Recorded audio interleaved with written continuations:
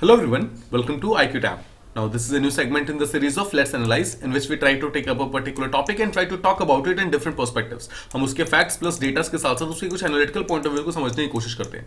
तो आज का जो हमारा टॉपिक है वो ये है कि देखिए हमारा अगर आप इंडिया का एक्सपोर्ट देखेंगे तो वो लगातार इंक्रीज हुआ है पिछले एक साल के अंदर, काफी ज्यादा इंक्रीज हुआ है, बट इसके बावजूद हमारा जो ट्रेड बैलेंस है वो अभी भी हमारे फेवर के अंदर नहीं आ रहा है. हमारा ट्रेड बैलेंस अभी भी हमारे अनफेवरेबल है, मतलब हमारे लिए अभी भी अनफेवरेबल है. तो इसका मेन रीजन क्या है? तो देखिए इस टाइप के क्वेश्चन जो है ना मेंस डायरेक्टली पिक कर सकते हैं. मेंस के अंदर यूपीएससी मेंस के अंदर डायरेक्टली क्वेश्चन आ सकते हैं जहां पर आपसे पूछा सकता है कि despite having a strong export sector in India why the trade balance is not in the favour of India, या फिर why the trade deficit wide is even now growing. तो क्या रीजन क्या है उसका? देखिए अगर आप 2021 को लेकर 2022 यानी कि 2021 और 2022 का जो हमारा फाइनेंशियल ईयर चल रहा है इसको अगर आप ध्यान से देखेंगे तो हमारा एक्सपोर्ट यहाँ पर मैनी फोल्ड्स इंक्रीज हो गया है. ठीक है, हमारा एक्सपोर्ट हमने ऑलमोस्ट डबल कर दिया अपने एक्सपोर्ट्स को अगर आप पिछले सालों से देखेंगे. बट इसके बावजूद हमारा जो ट्रेड बैलेंस है अभी भी हमारे फेवर में नहीं है, अभी भी हम ट्रेड डेफिसिट के अंदर आ रहे हैं. इसका मेन रीजन क्या है?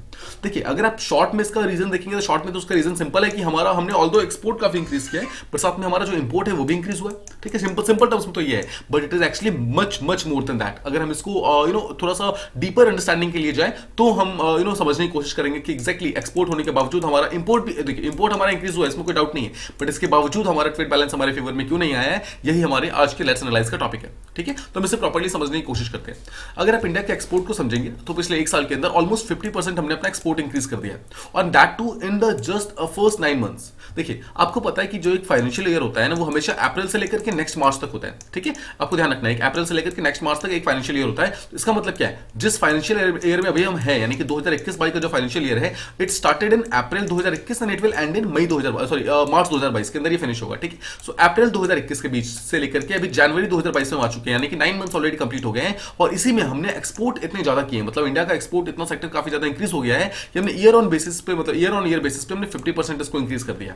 ठीक है, तो पहली बात तो ये अच्छा है, और इसके कारण हमारा एक्सपोर्ट इतना ज्यादा इंक्रीज हो गया है कि हमने इस साल प्लानिंग किया था कि अराउंड $400 बिलियन का हमें एक्सपोर्ट करना है, एंड हम उस पर्टिकुलर जो टारगेट है उसके बहुत ही पास पहुंच रहे हैं. लेकिन ऑन दी अदर हैंड अगर आप देखेंगे इंडिया का जो इंपोर्ट है वो भी सेक्टर काफी ज्यादा इंक्रीज हुआ है, और ये एक शॉर्ट टर्म फैक्टर की तरफ समझ सकते हैं कि इंडिया का फिस्कल डेफिसिट अभी भी कम क्यों नहीं हो रहा है, इंडिया का फिस्कल डेफिसिट का जो वाइड है वो भी कम क्यों नहीं हुआ है. उससे पहले थोड़ा समझते हैं कि एग्जैक्टली फिस्कल डेफिसिट होता क्या है. देखिए किसी भी कंट्री का जो ट्रेड होता है ना वो दो पार्ट पे डिपेंडेंट होता है, एक होता है उसका एक्सपोर्ट, एक होता है उसका import.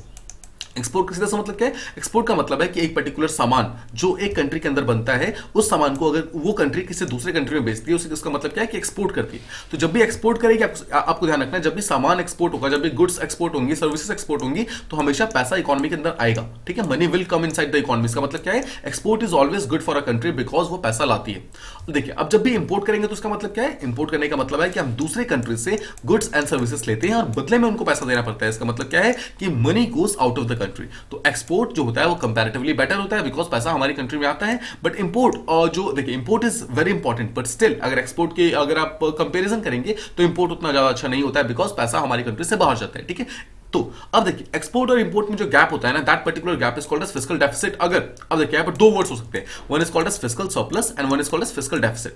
Now let's understand these two words. अगर आपका एक्सपोर्ट ज्यादा है, ठीक है, देखिए अगर आप ज्यादा एक्सपोर्ट कर रहे हैं और कम इंपोर्ट कर रहे हैं इसका मतलब क्या है? आपकी कंट्री के अंदर ज्यादा पैसा आ रहा है, कम पैसा आपकी कंट्री से बाहर जा रहा है. इसका मतलब क्या है? आप सरप्लस के अंदर है, मतलब ज्यादा पैसा आपकी कंट्री के अंदर आ रहा है. अब अगर इसका उल्टा हो जाए यानी कि अगर आप ज्यादा इंपोर्ट कर रहे हैं और कम एक्सपोर्ट कर रहे हैं, मतलब आपका एक्सपोर्ट कम है बट इंपोर्ट ज्यादा है, मतलब आप ज्यादा सामान बाहर से खरीद रहे हैं, तो खरीदेंगे तो बदले पैसा देना पड़ेगा, मतलब आपको ज्यादा पैसा बाहर देना पड़ रहा है और कम पैसा आपकी कंट्री के अंदर आया है. That is called as fiscal deficit. ठीक है, तो इसी फिस्कल डेफिसिट को इंडिया काफी दिनों से मैनेज करने की कोशिश कर रहा है, और इसके लिए देखिए बेस्ट अगर आप देखिए अगर आप इस पर्टिकुलर चीज को देखेंगे आपको सिंपली समझ आ जाएगा कि अगर हमें अपने फिस्कल डेफिसिट को मैनेज करना है तो हमें दो चीजें करनी होगी, या तो हमें अपने एक्सपोर्ट्स को इंक्रीज करना होगा या फिर हमें अपने इंपोर्ट्स को कम करना होगा. तो देखिए हम अपने एक्सपोर्ट्स को इंक्रीज करने में बिल्कुल सही रहे, सक्सेसफुल रहे हैं, but the main problem is कि हमने अभी तक अपना इंपोर्ट कम नहीं किया है. That is the main problem जिसके कारण हम अपने फिस्कल डेफिसिट को पूरी तरीके से कंट्रोल नहीं कर पा रहे. आपको आज का न्यूज़पेपर वो याद होगा, न्यूज़पेपर एनालिसिस याद होगा, उसमें हमने चाइना का एग्जांपल लिया था, राइट. चाइना के साथ हमारा जो एक्सपोर्ट है वो काफी मतलब इंक्रीज हुआ है, इसमें कोई डाउट नहीं है,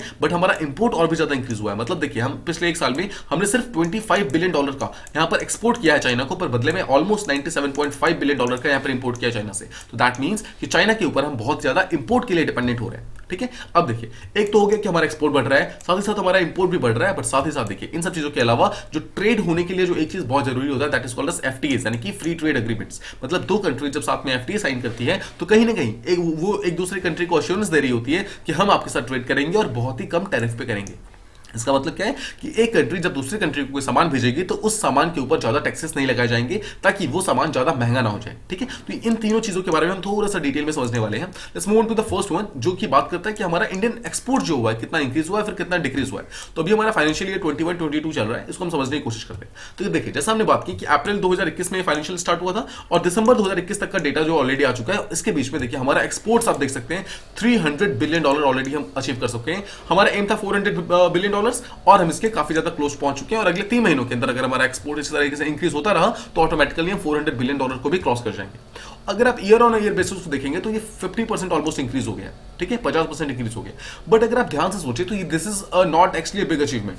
हमने ऑलरेडी 50 अचीव देख ऑल्दो हमने 50% अचीव किया है, इंक्रीज किया है, लेकिन ये बड़ी चीज क्यों नहीं है? बड़ी चीज इसलिए नहीं है बिकॉज ये ईयर ऑन ईयर बेसिस पे। ईयर ऑन ईयर बेसिस का मतलब क्या होता है? देखिए, पिछले साल यानी कि 2020 और 2021 का जो फाइनेंशियल ईयर चल रहा था, मतलब 2020-2021 का जो फाइनेंशियल ईयर था, इसको जब हमने कंपेयर किया 21-22 यानी कि जिसमें हम अभी हैं, तो ये हमने यहाँ पर 50% एक्सपोर्ट हमने इंक्रीज कर लिया। But that is not a big thing. क्यों? बिकॉज आपको ध्यान होगा 20-21 तो पूरी तरीके से बंद था, मतलब कोविड के कारण पूरी तरीके से एक्सपोर्ट्स बंद थे। तो यहां पर अगर एक्सपोर्ट के जो बेस प्राइसेस होंगे काफी ज्यादा नीचे चले होंगे, तो इसके कारण जो अभी इस साल हमारा जो थोड़ा सा भी एक्सपोर्ट हुआ है ना, दैट वो एक्चुअली इस तरीके से शो हो रहा है कि हमारा एक्सपोर्ट बहुत ज्यादा हो गया। तो एक्चुअली हमारा एक्सपोर्ट इतना ज्यादा इंक्रीज नहीं हुआ है, बट अगर हम पिछले साल से कंपेयर कर रहे हैं तो हमें ऐसा लग रहा है देखने में, मतलब डेटा देख के ऐसा लग रहा है कि हाँ हमारा एक्सपोर्ट बहुत ज्यादा इंक्रीज हो गया। आई होप आपको ये पर्टिकुलर फैक्टर समझ आ गया कि हमारा एक्सपोर्ट यहाँ पर इतना ज्यादा शो जो हो रहा है, यानी कि 50% जो एक्सपोर्ट इंक्रीज हो रहा है, दैट इज बिकॉज पिछला साल जो एक्सपोर्ट था वो बहुत ही कम हुआ था। उसके कारण उस डेटा से जब हमने कंपेयर किया तो इस बार का हमारा एक्सपोर्ट काफी ज्यादा इंक्रीज हो गया। अब देखिए, जो 2019 यानी कि प्री पैंडेमिक लेवल था, जब हम इस डेटा को मैच करते हैं तब हमें पता चलता है कि एक्चुअली हमारा एक्सपोर्ट यहां पर सिर्फ 26.5% इंक्रीज हुआ है। But nevertheless this is also very good number. ठीक है, अगर आप इस पर्सपेक्टिव में देखेंगे तो 26.5% एक बहुत ही अच्छा नंबर है। अगर हम 2 साल के अंदर सोचे कोविड की हर चीज को हमने फाइट करके, कोविड की सारी प्रॉब्लम्स को हमने फाइट करके, अपनी इंडस्ट्री जो हमारी बिल्कुल बंद हो गई थी, हमने फिर से उस चीज को रिकवर किया, फिर से उसे रिवाइव किया, और उसके बाद अगर हम 26% एक्सपोर्ट्स को इंक्रीज कर रहे हैं, that is a big achievement for India. ठीक है, स्पेशली इंडिया की एक्सपोर्टिंग इंडस्ट्री के लिए। अब डेटा पॉइंट ऑफ व्यू से देखिए कौन से 2 सेक्टर्स हैं जिसका सबसे ज्यादा एक्सपोर्ट इंडिया करता है। फर्स्ट इज पेट्रोलियम प्रोडक्ट्स का sector, second is James and jewellery के फिनिश प्रोडक्ट्स। आपको ध्यान रखना है फिनिश प्रोडक्ट्स। अब दोनों ही सेक्टर आप देखेंगे, पेट्रोलियम प्रोडक्ट्स का भी और जेम्स एंड ज्वेलरी का ही, दोनों का इंडिया फिनिश प्रोडक्ट्स को एक्सपोर्ट करता है। इसका मतलब क्या है? पेट्रोलियम प्रोडक्ट्स से जो पेट्रोल बनता है, डीजल बनता है, जो मोटर व्हीकल के अंदर जो आपने सुना होगा डिफरेंट टाइप के स्पिरिट्स होते हैं, ठीक है, स्पिरिट्स, सीएनजी हो गया, एलपीजी हो गया, इन सब चीजों को इंडिया एक्सपोर्ट करता है। ठीक है, आपको ध्यान रखना है पेट्रोलियम प्रोडक्ट्स में जितने भी फिनिश प्रोडक्ट्स है उन सबको इंडिया एक्सपोर्ट करता है। सिमिलरली जो जेम्स एंड ज्वेलरी सेक्टर है उसका जो फिनिश प्रोडक्ट्स है, मतलब कि डायमंड लेकर इंडिया में आएगा, इंडिया के अंदर उस डायमंड की एक रिंग बनाई जाएगी और उस रिंग को बाहर एक्सपोर्ट कर दिया जाएगा। This is how it works. India के अंदर से जेम एंड ज्वेलरी का फिनिश प्रोडक्ट्स बाहर जाते हैं। अगर आप पेट्रोलियम प्रोडक्ट्स में देखेंगे तो पिछले 1 साल के अंदर हमारा जो ग्रोथ हुआ है दैट इज मोर देन 150%। इसका मतलब है we have increase by more than 2.5 गुना, मतलब 2.5 टाइम्स हम ज्यादा इंक्रीज हो गए। एंड अगर आप जेम्स एंड ज्वेलरी सेक्टर को देखेंगे तो उसके अंदर हमारा एक्सपोर्ट ऑलमोस्ट 16% इंक्रीज हो गया है। That these two are very very good numbers. ठीक है, बहुत अच्छे नंबर्स है दोनों का ही। अब इंडिया के एक्सपोर्ट को अगर आप बात करेंगे तो इंडिया का देखिए ऐसा नहीं है कि सिर्फ इंडिया का एक्सपोर्ट यहाँ पे इंक्रीज हो गया है, बाकी कंट्रीज यहाँ पर काफी ज्यादा नीचे चल रही है, ऐसा बिल्कुल भी नहीं है। इंडिया का एक्सपोर्ट यहाँ पे इंक्रीज होने का बहुत बड़ा रीजन ये भी है बिकॉज ग्लोबल लेवल का जो ट्रेड है ना वो भी काफी ज्यादा इंक्रीज हो गया। अगर आप सिर्फ 2021 का यानी कि जो ये वाला हमारा टाइम चल रहा है, यानी कि जो सितंबर से लेकर दिसंबर 2021 चल रहा था, that is actually the 3rd quarter of this global economy. ठीक है, उसको अगर आप देखेंगे उसके अंदर ट्रेड बहुत ही फास्ट हुआ है, बहुत ही स्ट्रॉन्ग ट्रेड हुआ है, एंड दैट इज मतलब on the tune of $5.6 trillion. समझ रहे हैं? तो ग्लोबल लेवल पे ट्रेड जो है वो काफी ज्यादा बूम हुआ है, उसी के कारण यहाँ पर इंडिया का भी ट्रेड काफी ज्यादा बूम हुआ है। तो आपको एक चीज ध्यान रखना है कि ऑल्दो इंडिया का ट्रेड यहाँ पे काफी इंक्रीज हुआ है, इंडिया का एक्सपोर्ट काफी इंक्रीज हुआ है, बट इसका ये मतलब नहीं है that India is the anomaly. India ने यहाँ पर जिस ग्रोथ को अचीव नहीं किया है, पूरे ग्लोबल लेवल पे इस पर्टिकुलर ग्रोथ को देखा गया है। ठीक है, अगर आप ग्लोबल ट्रेड को देखेंगे पूरे 2021 में, यानी कि पिछले 9 महीनों में, यानी कि जो 2021 का जो 9 मंथ्स ऑलरेडी कंप्लीट हो चुके हैं फाइनेंशियल ईयर के, उसमें टोटल मिलाकर गुड्स एंड सर्विसेज सबका ट्रेड अगर मिला दो, import and export, that is amount to $28 trillion. ठीक है, that is a very very big number. और माना जा रहा है कि 2020 से यानी कि पिछले साल से हम 23% ज्यादा इंक्रीज हुए हैं, और अगर प्री पैंडेमिक लेवल था यानी कि प्री कोविड लेवल था उससे हम काफी 11% ज्यादा इंक्रीज हुए हैं। This is also very very good number. ठीक है, तो आपको यहाँ पर एक चीज समझ आ गई कि सिर्फ इंडिया का यहाँ पे ग्रोथ अचीव नहीं हुआ, सिर्फ यहाँ पे इंडिया का एक्सपोर्ट इंक्रीज नहीं हुआ है, पूरे ग्लोबल लेवल पे काफी ज्यादा ट्रेड यहाँ पर हुआ है। बिकॉज देखिए कोविड के कारण सबके सब बिल्कुल डाउन ट्रॉडन थे, सबके सब बिल्कुल नीचे गिर गए थे, सब यहाँ पे खुद को रिवाइव करने की कोशिश कर रहे थे, सब यहाँ पर खुद को रिस्ट्रक्चरिंग करने की कोशिश कर रहे थे। European Union, European markets, American markets, African markets, west Asian markets, east Asian markets, हर एक इकोनॉमी मिलाकर यहाँ पर हर एक इकोनॉमी ने ग्रोथ अचीव किया है, उसी के बीच में यहाँ पर इंडिया का भी ग्रोथ काफी ज्यादा फास्ट हुआ है. So that is actually very very good thing. ठीक है, अब देखिए दो चीजें तो हमने देखा कि एक तो पेट्रोलियम सेक्टर और एक जेम्स एंड ज्वेलरी सेक्टर. इन दोनों में तो इंडिया हर साल मतलब काफी ज्यादा अच्छा एक्सपोर्ट करता है, बट इसके बावजूद अगर हम देखेंगे मतलब इसके अलावा जो नॉन पेट्रोलियम और non James and jewellery sectors है उसके अंदर हमने क्या क्या चीजें एक्सपोर्ट इस बार इंक्रीज किया है. फर्स्ट कम्स इंजीनियरिंग गुड्स जैसे कि आयरन एंड स्टील, ऑर्गेनिक और इनऑर्गेनिक केमिकल्स हो गए, बहुत सारे टेक्सटाइल के प्रोडक्ट्स जैसे कि कॉटन, यार्न, फैब्रिक्स, कपड़े, मतलब ये सब, इन सबको भी हमने इस बार काफी ज्यादा एक्सपोर्ट किया है. तो ये भी हमारे एक्सपोर्ट की लिस्ट में काफी अच्छा अचीव कर रहा है. अब देखिए जो हमने देखा यहाँ पर इंजीनियरिंग गुड्स. ठीक है, अगर आप इंजीनियरिंग गुड्स को देखेंगे तो हमने इस बार इंजीनियरिंग गुड्स ऑलमोस्ट 38% अपना इंक्रीज किया है, और अभी हमारा जो इंजीनियरिंग गुड्स है ऑलमोस्ट $9.8 बिलियन तक पहुंच चुका है इसका ट्रेड, इसका एक्सपोर्ट्स एक्चुअली. ठीक है, हम इतना सामान बाहर बेच रहे हैं, that is very very good thing. मतलब इतना सामान बेचा है हमने, इतने का सामान बेचा है और इतना पैसा हमारी कंट्री के अंदर आया है. पिछले साल अगर आप देखेंगे तो $7.1 बिलियन था, बट इस बार हमने इसको काफी ज्यादा अच्छा अचीव किया और 38% हमने इस चीज में ग्रोथ अचीव किया. तो एक चीज तो आप ये समझ गए. सेकंड चीज देखिए, सेकंड चीज हमने यहाँ देखिए, एक तो चीज हमने यहाँ पर देखा कि ये इंजीनियरिंग गुड्स यहाँ पर अचीव हुआ है. सेकंड चीज हमने देखा आयरन एंड स्टील जो इंजीनियरिंग प्रोडक्ट्स है वो यहाँ पर इंक्रीज हुई है. तो अगर आप इलेक्ट्रॉनिक्स गुड्स को देखेंगे, इलेक्ट्रॉनिक गुड यहाँ पर 34% इंक्रीज होता है to tune of around $1.7 billion. ठीक है, ये भी काफी अच्छा इंक्रीज हुआ है. तो ये इंपॉर्टेंट क्यों है? ये इंपॉर्टेंट इसलिए है बिकॉज आपको ध्यान होगा अभी तक इंडिया जो है चाइना के ऊपर हाईली डिपेंडेंट था, बहुत ही ज्यादा डिपेंडेंट था इलेक्ट्रॉनिक गुड्स को लेकर के. इंडिया का माना जाता था कि मोर देन 15% जो टोटल गुड्स है वो सिर्फ इलेक्ट्रॉनिक गुड्स का मतलब हुआ करता था, छोटी छोटी इलेक्ट्रॉनिक गुड्स का हुआ करता था. Now India is becoming one of the major exporters of electronic goods, जहां पर पिछले एक साल के अंदर इंडिया ने ऑलमोस्ट $2 बिलियन का ट्रेड किया है सिर्फ और सिर्फ इलेक्ट्रॉनिक गुड्स के अंदर. दैट शोज कि इंडिया काफी ज्यादा फास्ट यहाँ पे ग्रोथ अचीव कर रहा है. ठीक है, थर्ड फैक्टर, थर्ड इज की ऑर्गेनिक एंड ऑर्गेनिक केमिकल्स जो है, देखिए हमने यहाँ पर देखा था, यहाँ पर देखिए केमिकल्स जो है, इनऑर्गेनिक केमिकल्स और ऑर्गेनिक केमिकल्स, ये भी हमने काफी ज्यादा एक्सपोर्ट किया है. तो अगर आप इस चीज को देखेंगे उसमें भी हमने अराउंड ऑलमोस्ट $2.7 बिलियन का यहाँ पे ग्रोथ अचीव किया है एक्सपोर्ट्स में. इतना सामान हमने बाहर भेजा है, दूसरी कंट्री में भेजा है, and that is also to tune of around 27%.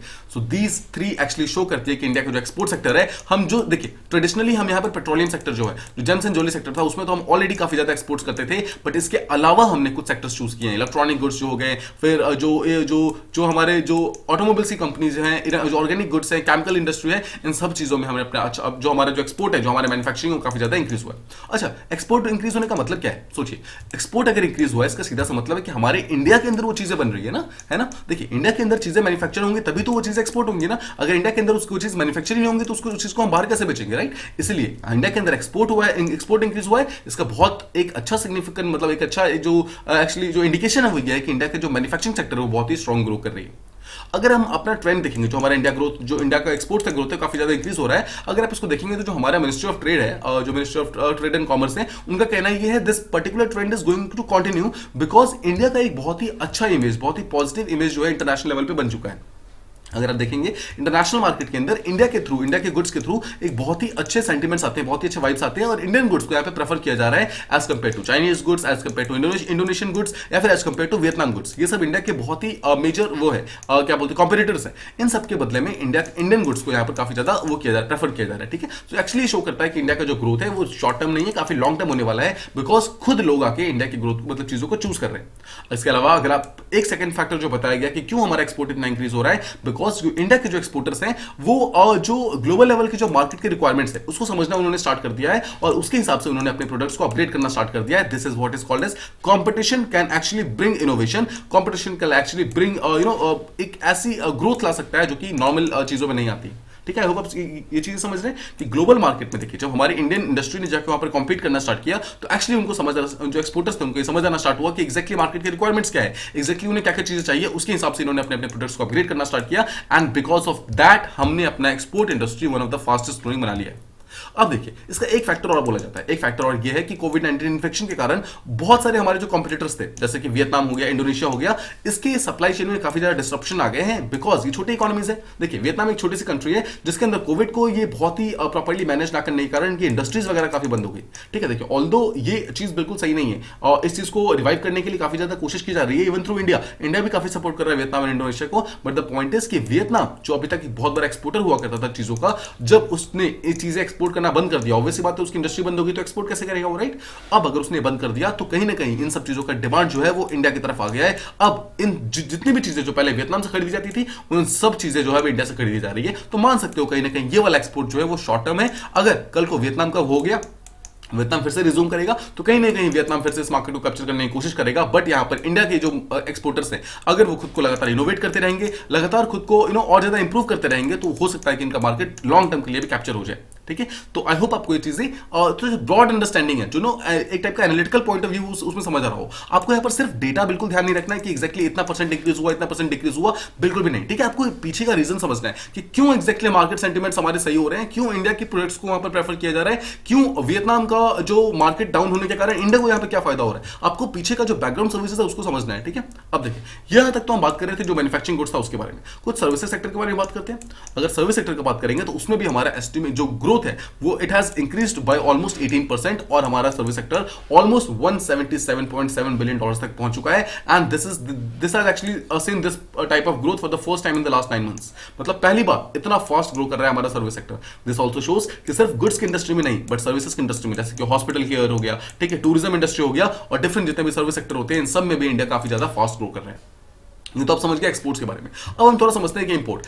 देखिए हमने एक चीज देखा कि एक्सपोर्ट इंडिया का काफी ज्यादा इंक्रीज हो रहा है, बट इसके बावजूद हमारा ट्रेड डेफिसिट यहाँ पर मतलब बंद नहीं हो रहा है। दैट इज बिकॉज कि इंडिया का इंपोर्ट भी काफी ज्यादा फास्ट ग्रो हुआ है। अगर आप बात करेंगे कि इंडिया का जो मर्केंडाइज इंपोर्ट है, मर्केंडाइज का सीधा मतलब होता है जो मैन्युफैक्चर्ड गुड्स है, उसका जो मतलब ग्रोइंग रेट है, जो ग्रोथ है, that has been even faster than the exports. मतलब जितना फास्ट हमारा एक्सपोर्ट्स ग्रो कर रहा है ना, उससे ज्यादा फास्ट हमारा यहाँ पर इंपोर्ट ग्रो कर रहा है, जहां पर हमने देखा गया है कि ऑलमोस्ट 68.9% पिछले साल से ज्यादा यहाँ पर इंपोर्ट करना स्टार्ट कर दिया हमने। ठीक है, तो आपने देखा यहाँ पर हमने ऑलमोस्ट 50% के आसपास हमने एक्सपोर्ट यहाँ पर इंक्रीज किया था, बट यहाँ पर 68.9% हमने यहाँ पर इंपोर्ट इंक्रीज कर दिया है, जहां पर पिछले साल हम जो इंपोर्ट कर रहे थे that was around 262 billion dollars, अब वो इंक्रीज होकर 443 बिलियन डॉलर्स पे ऑलरेडी पहुंच चुके हैं। अब ये तो हो गया डेटा। अब थोड़ा सा इसके मतलब घुसते हैं इसके बीच में कि एग्जैक्टली क्या है। अगर आप की इंपोर्ट समझेंगे, की इंपोर्ट्स क्या है, देखिए यहां पर है petroleum and petroleum products and gold and electronic goods. यहां पर आई होप आपको ये चीज देखकर आपके दिमाग में क्वेश्चन डेफिनेटली आना चाहिए, ये पेट्रोलियम एंड पेट्रोलियम प्रोडक्ट्स यहां पर क्यों। बिकॉज अभी हमने देखा था ना एक्सपोर्ट्स के अंदर जो सबसे बड़ी जो हमारा एक्सपोर्ट था वो दो ट्रेडिशनल इंडस्ट्रीज था, एक पेट्रोलियम इंडस्ट्री और एक था हमारा जेम्स एंड ज्वेलरी इंडस्ट्री। ठीक है, तो आपको लगातार क्वेश्चंस पूछने हैं कि अगर एक्सपोर्ट हम सबसे ज्यादा कर रहे हैं तो हम इंपोर्ट क्यों कर रहे हैं, मतलब what is the main reason. तो इसका एक छोटा सा रीजन ये है, इसका बहुत ही सिंपल सा रीजन ये है कि इंडिया जो है, आपको मैंने पीछे बताया था, इंडिया पेट्रोलियम का जो फिनिश्ड प्रोडक्ट्स है उसको यहां पर एक्सपोर्ट करता है, जैसे कि जो एलपीजी हो गया, जो मोटर व्हीकल की स्पिरिट हो गई, ठीक है, इन सब चीजों को इंडिया लगातार एक्सपोर्ट करता है। बट इंडिया इंपोर्ट क्या करता है, इंडिया इंपोर्ट करता है क्रूड ऑयल को, पेट्रोल को, डीजल को, इन सब चीजों को इंडिया इंपोर्ट करता है। तो पेट्रोलियम के जो मतलब जो रिफाइनरी प्रोजेक्ट्स हैं, जो जितने भी पेट्रोलियम के रिफाइनरी प्रोडक्ट्स हैं, उन सबको इंडिया कहीं ना कहीं इंपोर्ट करता है। और जो फिनिश्ड प्रोडक्ट्स हैं जैसे कि एलपीजी और या फिर जो मोटर की स्पिरिट हो गई, इन सबको इंडिया एक्सपोर्ट करता है। तो ये आपको बहुत ही ज्यादा अच्छे से ध्यान रखना है। ठीक है, कि जितने भी रॉ मटेरियल्स हैं उनको इंडिया इंपोर्ट कर रहा है और जितने भी फिनिश्ड प्रोडक्ट्स हैं उनको इंडिया एक्सपोर्ट कर रहा है इन पेट्रोलियम सेक्टर। ठीक है, इसके अलावा गोल्ड को इंडिया काफी ज्यादा इंपोर्ट करता है एंड इलेक्ट्रॉनिक गुड्स जो है उसको भी इंडिया काफी ज्यादा इंपोर्ट करता है, डिस्पाइट द फैक्ट कि हम इसमें अपने आप को एक्सपोर्टिंग एक one of the biggest exporting sector बनाने की कोशिश कर रहे हैं। अभी भी अपने जो इलेक्ट्रॉनिक गुड्स है उसको इंक्रीज करने की कोशिश कर रहे हैं, बट डिस्पाइट उस चीज के अभी भी हम इलेक्ट्रॉनिक गुड्स को बहुत ज्यादा इंपोर्ट करते हैं, specially from China and Vietnam. ठीक है, अब देखिए इलेक्ट्रॉनिक गुड्स की अगर बात करेंगे तो मशीनरी हम बहुत सारा यहाँ पर इंपोर्ट करते हैं, इलेक्ट्रॉनिक गुड्स यहाँ पे इंपोर्ट करते हैं। इसके अलावा अगर आप पेट्रोलियम की बात करेंगे तो हम वेजिटेबल ऑयल्स यहाँ पे इंपोर्ट करते हैं, हम कोल इंपोर्ट करते हैं। No what is this thing with coal. देखिए इंडिया के पास जितने भी कोल रिजर्व्स प्रेजेंट है ना, देखिए आपको एक चीज मालूम होगा कि कोल यहां पर 4 टाइप्स के होते हैं। First is called as anthracite, second is called as bituminous, third is called as lignite and fourth is called as peat. ये 4 क्वालिटीज ऑफ कोल होती है ना। जो टॉप क्वालिटी यानी कि एंथ्रासाइट है उसके अंदर सबसे हाईएस्ट अमाउंट ऑफ कार्बन होता है और सबसे लेस अमाउंट ऑफ मॉइस्चर होता है। What is this carbon and moisture, short में समझिए कोल एक्चुअली कैसे बनता है। ठीक है, कोल को अगर आप सिंपल वर्ड्स में समझेंगे तो किसी पर्टिकुलर वेजिटेशन का, प्लांट्स, एनिमल्स, इन सब चीजों का एक फ्रेश वाटर के नीचे दब जाना एंड एक मिलियंस ऑफ ईयर्स तक अगर लगातार उन चीजों पे प्रेशर पड़ता है वो चीजें लगातार कोल के अंदर कन्वर्ट हो जाती है। ठीक है, अब देखिए जो हमारा कार्बोनेशियस पीरियड था, अगर आप हमारे जियोलॉजिकल टाइम स्केल को देखेंगे, जो हमारा कार्बोनिफेरस जो पीरियड था उस टाइम में बहुत सारे एक बहुत बड़ा जो एक टाइप का ग्लोबल वार्मिंग टाइप आई थी। ठीक है, उस टाइप पे उससे पहले आइस एज हुआ करता था। ठीक है, शॉर्ट में समझिए एक आइस एज हुआ करता था। उसके बाद क्या होता है, धीरे धीरे जो हमारा एटमॉस्फेयर है वो वार्म होना स्टार्ट होता है। जब एटमॉस्फेयर वार्म होता है तो क्या होता है, जितनी भी जो आइस ग्लेशियर्स थे, जितने भी आइस पीक्स थे वो सब मेल्ट होना स्टार्ट होते हैं, उसके कारण सी लेवल राइज हो जाता है। ठीक है, जैसे सी लेवल राइज होता है तो बहुत सारे आइलैंड्स, बहुत सारे जो इनलैंड कंट्रीज हैं वो सबके सब जमीन के नीचे आती है, मतलब सी के नीचे आती है। सी के नीचे आने के कारण क्या होता है, मिलियंस ऑफ ईयर्स में ये सारा का सारा प्लांट्स, एनिमल्स जो कि जमीन के नीचे डूब जाते हैं और उसके नीचे दब जाते हैं, वो लोग धीरे धीरे कोल में कन्वर्ट हो जाते हैं। ठीक है, अब देखिए इसीलिए देखिए पानी के अंदर होने के कारण उनके अंदर दो चीजें बनती है, प्रेशर के कारण वो कार्बन में कन्वर्ट होते हैं, लेकिन वाटर होने के कारण वो मॉइस्चर वहां पे फॉर्म करते हैं। इसलिए कोल के अंदर दो चीजें होती हैं, one is carbon and second is moisture. आपको हमेशा ध्यान रखना है। अब देखिए एक अच्छा कोल वो होता है जिसके अंदर कार्बन की परसेंटेज ज्यादा होती है और मॉइस्चर कंटेंट कम होता है।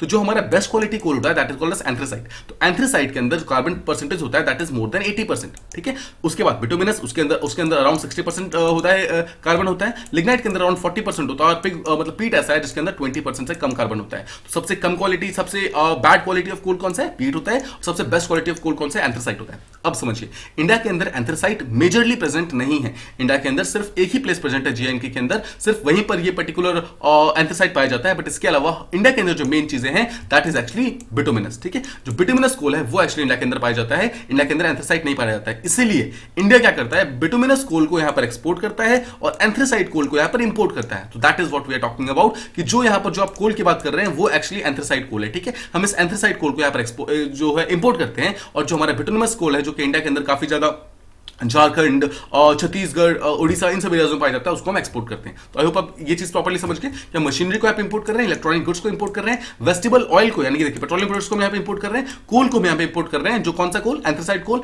नेक्स्ट इज केमिकल्स को हम यहाँ पे इंपोर्ट कर रहे हैं। ठीक है, बहुत सारे केमिकल्स को, आपको आज ही का जो एनालिसिस था आपको याद होगा, हम एसिटिक एसिड को, जो एसिटिक एसिड जो होता है उसको हम काफी ज्यादा इंपोर्ट करते हैं, कि हम चाइना से इंपोर्ट करते हैं। ठीक है, आपको ध्यान रखना है। तो इन सब चीजों के कारण जो हमारा इंपोर्ट है वो काफी इंक्रीज हुआ है, डिस्पाइट द फैक्ट कि हमारा एक्सपोर्ट इंक्रीज हुआ है, इसमें कोई डाउट नहीं है, बट हमारा इंपोर्ट जो है और भी ज्यादा फास्ट इंक्रीज हुआ है। एंड इसी चीज के कारण, ये बहुत बड़ा रीजन है, इसके कारण हमारा जो ट्रेड डेफिसिट है वो पूरी तरीके से खत्म नहीं हो पा रहा है। ठीक है, अब जैसे जैसे हमारा इंपोर्ट इंक्रीज हुआ है, ठीक है, उसके कारण जो हमारा ट्रेड डेफिसिट है वो भी काफी इंक्रीज हुआ है। अगर आप ट्रेड डेफिसिट की बात करेंगे, इट हैज पिछले साल हमारा जो ट्रेड डेफिसिट था वो $61.4 बिलियन था। ठीक है, अगर आप उससे पहले देखेंगे यानी कि फाइनेंशियल ईयर 2020 में देखेंगे तो it was around $125 billion, but इससे इंक्रीज होकर यानी कि ऑलमोस्ट $142 बिलियन तक हम ऑलरेडी ट्रेड डेफिसिट में पहुंच चुके हैं। ठीक है, तो आपको ध्यान रखना है, ये हमारा ट्रेड डेफिसिट है। क्या मतलब है इसका? जितना हम इंपोर्ट कर रहे हैं और जितना हम एक्सपोर्ट कर रहे हैं उसके बीच में अभी भी इतने का डिफरेंस है। मतलब अगर हम इतना मतलब और एक्सपोर्ट कर दे तो हम कहीं ना कहीं उसके बराबर आ जाएंगे, बट इतनी जल्दी ये चीजें होती नहीं है, ये चीजें हमेशा लॉन्ग टाइम लेती है।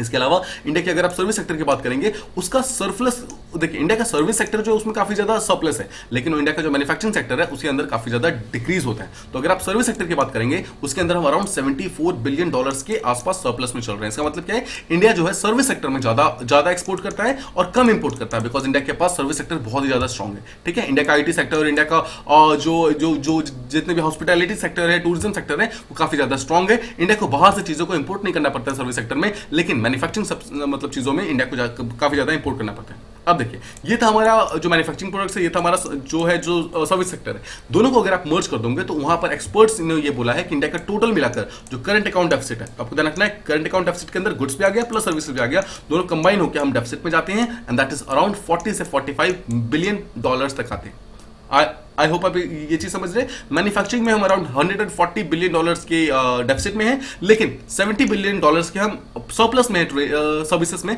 तो दोनों को अगर हम कंबाइन कर दे, दोनों को अगर हम माइनस कर दे, तो हमारे पास अराउंड 40 से 45 बिलियन डॉलर का एक डेटा आता है, इतने के हम यहाँ पर अभी भी डेफिसिट में चल रहे हैं। देखिए, फाइनली हम यहाँ के कुछ की डेवलपमेंट्स को देखने की कोशिश कर रहे हैं कि कैसे इंडिया यहाँ पे अपने ट्रेड को और ज्यादा स्ट्रेंथन करने की कोशिश कर रहा है। तो इंडिया यहाँ पर FTAs यानी कि फ्री ट्रेड एग्रीमेंट साइन कर रहा है बहुत सारी कंट्री के साथ, जैसे कि यूके हो गया, UAE, ऑस्ट्रेलिया, इजराइल, EU, इन जितने भी मेजर कंट्रीज जो कि ट्रेडिंग कंट्रीज हैं उन सबके साथ इंडिया FTA साइन कर रहा है, बिकॉज उनके साथ इंडिया अपने ट्रेड को और ज्यादा इंप्रूव करना चाहता है। इसके अलावा कुछ कंट्री ऐसी हैं जिनके साथ close interim trade deal sign कर रहा है इंडिया, जैसे कि UAE हो गया, ऑस्ट्रेलिया, UK, इन सब कंट्री के साथ काफी क्लोजली इंडिया अपने ट्रेड को और ज्यादा इंक्रीज करने की कोशिश कर रहा है।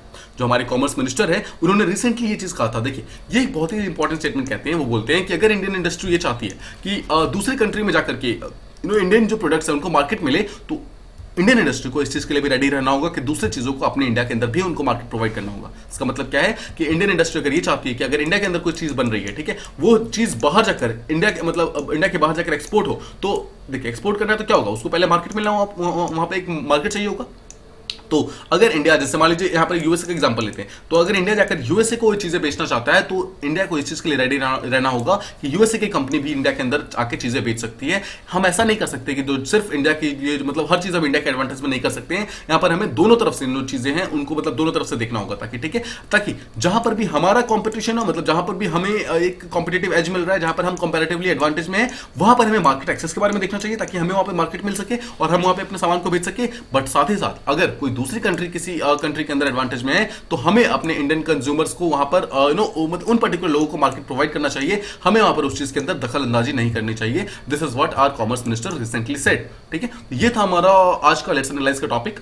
इसमें हमने प्रॉपर्ली बहुत ही डीप में एनालाइज करने की कोशिश की, इसका प्रॉपर्ली एनालिसिस करने की कोशिश किया एग्जैक्टली क्यों हमारा जो एक्सपोर्ट सेक्टर है वो इंक्रीज होने के बावजूद हमारा जो ट्रेड डेफिसिट है वो इंक्रीज नहीं हो रहा है, मतलब डिक्रीज नहीं हो रहा है। इसका रीजन आई होप आपको सारे points, facts, datas plus analytical point of view से प्रॉपर्ली समझ आ गए होंगे। ठीक है, इसके अलावा एक छोटा सा अनाउंसमेंट है कि हमने जो पॉलिटी का एक छोटा सा सीरीज स्टार्ट किया है, that is through mind maps, यानी कि लक्ष्मीकांत को माइंड मैप्स के थ्रू पढ़ा रहे हैं। ठीक है, तो आप उस पर्टिकुलर सीरीज को चेक कर सकते हैं अगर आपको अच्छा लगे। तो please do like, share and subscribe, and thank you so much for listening to the video.